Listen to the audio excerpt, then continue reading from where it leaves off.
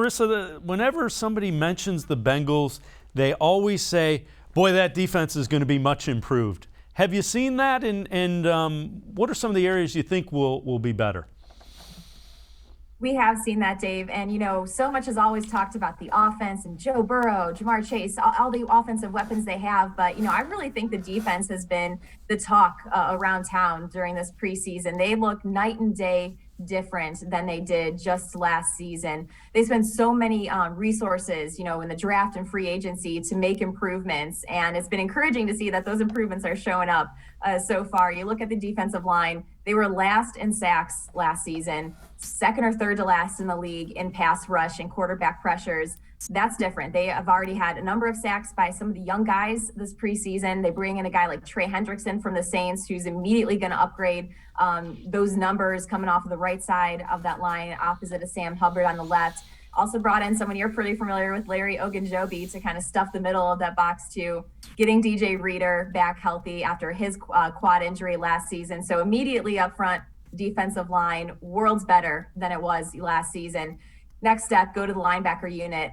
Didn't really make a lot of changes here, but you have the younger guys, those three key rookies from last season, another year older, another year in the system. And I've been really impressed with what I've seen out of Logan Wilson. He's going to be the one, communicating with the coaching staff this year in just his second season. They're putting a lot on his shoulders, and he's ready for the challenge. He's an extremely confident and talented linebacker who's going to be in the middle of that field, and really excited to see, the jump he is going to be making here in year two.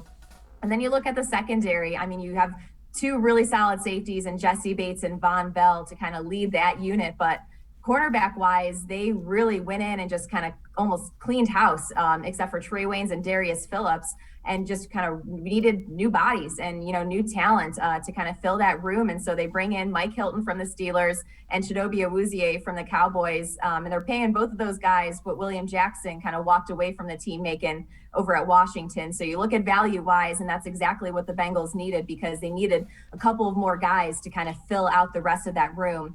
We unfortunately won't get to see Trey Waynes yet week one. He's dealing with a hamstring injury, but Darius Phillips, has really shown flashes when he's been in there. He's the first guy usually off of the bench in that cornerback room.